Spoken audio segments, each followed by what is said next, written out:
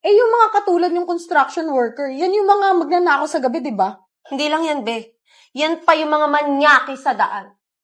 Kuya, umalis ka na rito. Huwag ka nga dito, tsaka hindi ka bagay dito, no?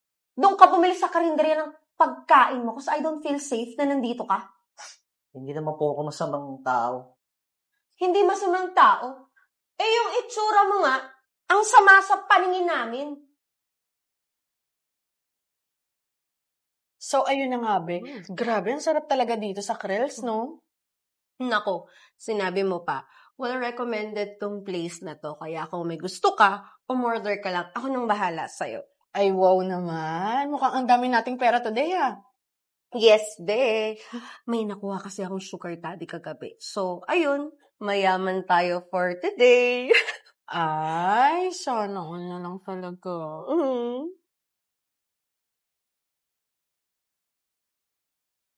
Ang sarap, no? Be, wait. Nakikita mo ba yun? Ang alin? Andiyan na ba siya? Hindi. Ayun, no? Nakakatakot po. Itsura. Mukhang magnanakaw. Bakit sila nagpapapasok ng ganyan dito sa restaurant nila? Hindi man lang nila naisip yung safety ng customer nila. Sure ako, be. Hold-upper yan. Oo nga, no? Yan yung mga taong dugyot. Tapos bigla na lang nanghahablot ng bag sa labas, eh. Alam mo, dapat siguro tawagin natin yung restaurant manager. Wala ba silang guard dito? Oo nga, no? Teka. Waiter! Excuse me? Waiter! Yes po, ma'am. Bakit naman kayo nagpapapasok basta-basta dito ng kung sino-sino? Wala ba kayong guard dito? Oo nga. Bakit po, ma'am? Sino po ba? Like ayan oh! Mukhang magnanakaw. Paalisin mo nga yan dito. Baka kung ano pang gawing masama niyan dito eh. Ako po, ma'am. At, ma'am, hindi po ako magnanakaw. Nagko-construction lang po ako sa labas. Pasensya na kayo kung ito lang yung suot ko. Diyos ko, kuya. Kunwari ka pa, nabisto ka na. Eh, yung mga katulad yung construction worker, yan yung mga magnanakaw sa gabi, di ba? Hindi lang yan, be. Yan pa yung mga manyaki sa daan. Kuya, umalis ka na rito. Huwag ka nga dito, tsaka hindi ka bagay dito, no? Doon ka bumili sa karinderya ng pagkain mo kasi I don't feel safe na nandito ka. Sandali lang po, ma'am, ha? Ano ba, kuya? Hindi ba pwedeng paalisin mo na yan? Hindi mo ba narinig yung mga sinabi namin? Customer kami dito. At mas mahal yung binabayaran namin kaysa sa mga karpintero na yan. Eh baka nga mamaya manakit pa ng tao yan eh. Mga lasinggero pa naman yan. Bumibili lang naman po ako ng mainom. Hindi naman po ako masamang tao. Hindi masamang tao. Eh yung itsura mo nga, ang sama sa paningin namin. Tsaka can't you see? Yung mga customer dito may class. Tapos ikaw, ang tugyot, ang baho mo pa. Kaya please, lumabas ka na lang. Waiter, please, can you tell him? Hindi yata marunong umintindi kasi yan. Bobo ata. Excuse me po, ma'am, ha? Umu-order lang naman po dyan si sir. Tsaka hindi naman po kayo aanuhin yan.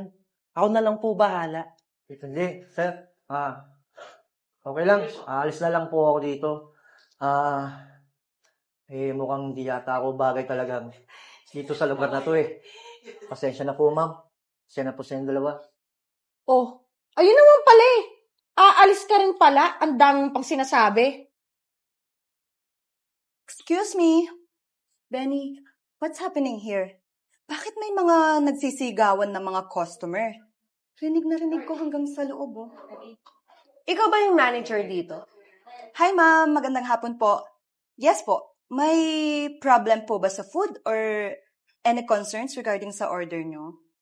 Diyos ko naman, bakit naman kayo nagpapapasok ng kung sino-sino dito sa restaurant nyo? It's a nice place. Tapos, pumapayag kayong pumasok lang yung mga low class? Di ba kayo natatakot na baka madumihan yung place nyo dito? Sorry, ma'am ha, pero sino po bang tinutukoy nyo? Ayun no, yung construction worker na dugyot na yun. Ma'am, sorry ha, pero we don't feel safe dito nung nakita namin sa loob yan. Tsaka, tignan mo nga, napakadumi niya. Baka nga may dala pang virus yan eh. Yak, kadiri. Ma'am, pasensya na po bumibili lang naman po ako ng maiinom. Hindi po ako sa labas nagtatrabaho, nagkakarpentero. No, kuya. You don't have to say sorry. Ma'am, mawalang galang na ho ha. May ginawa po bang masama sa inyo si kuya? Grabe yung pambibintang nyo sa kanya. So, hihintayin pa ba namin na may gawin siyang masama bago kami magreklamo? Nag-iisip ka ba? Ma'am, construction worker po si kuya. Hindi po siya masamang tao o kung ano man. Tsaka marangal po yung trabaho niya. Besides, kahit sino po pwedeng pumasok and bumili sa restaurant namin. Madam, sino po ba kayo para manghusga ng tao? Tsaka, sa inasal niyo ho, mas mukha pa kayong masamang tao kesa kay kuya. Excuse me, anak, mayaman kami. At graduate ako sa mataas na paaralan. Ang dami naming in-order. So kung kami yung aalis, mawawalan kayo ng customer. Kami yung kawalan. For your information lang din po, ma'am ha. Wala po kaming pakialam sa pera nyo. And ano po yon? Graduate kayo? Kahit saan pa po kayo nakapagtapos or kahit gaano pa kataas yung pinag-aralan nyo, kung wala po kayong respeto sa tao, wala po kayong karapatan para ipagyabang yung pagiging edukada nyo. How dare you? Pasensya na ma'am ha, pero truth hurts nga talaga. Pwede na po kayong umalis. And don't worry about sa kinain nyo. Kami na pong bahala doon. Kasi hindi po kami tumatanggap ng pera galing sa mga masasamang tao. Ang babastos nyo. Alam mo, let's go. Makaalis na nga lang. Ang yayabang.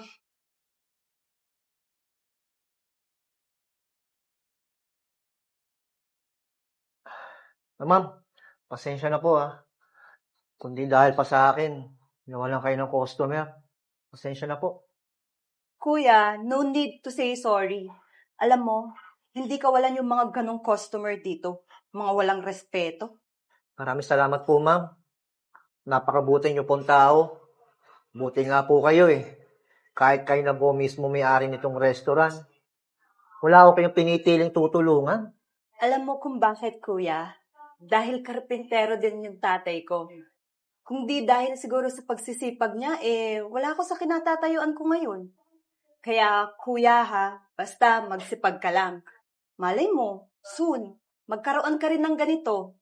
Alam mo, sabi ng tatay ko, wala daw imposible sa taong hindi sumusuko. Maraming salamat po, ma'am. Ano ka ba, kuya? Walang anuman.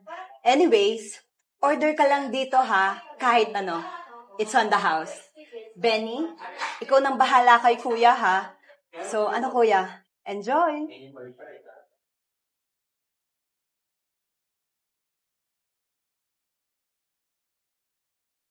Baby, tara na. Let's go. Hindi ka nawa? Kanina pa. Tagal mo. Naglalaway ka no. Oh, wait lang. Huwag natin kalimutan yung secret weapon mo.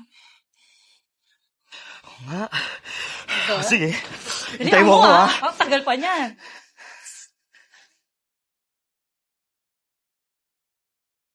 Huwag mo nang inumin. Kaya mo pa naman. Hindi totoo yan. Inumin mo na. Para masayahan kayo. Ikaw din. Baby, nainom ko na. Okay na? Game na ako. Let's go. Let's go. Robust. Subok na. Effective talaga. Astig to.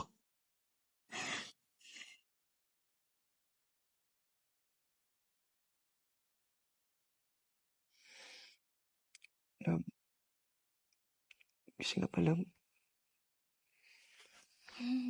Love, tara. Uy. Love.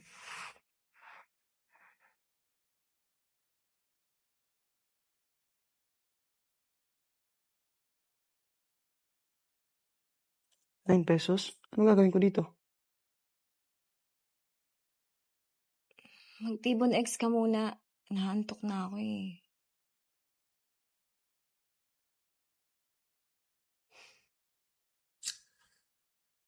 The best ka talaga, love.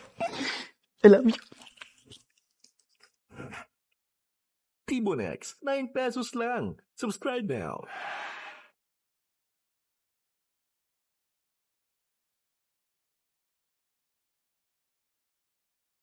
Tibon X.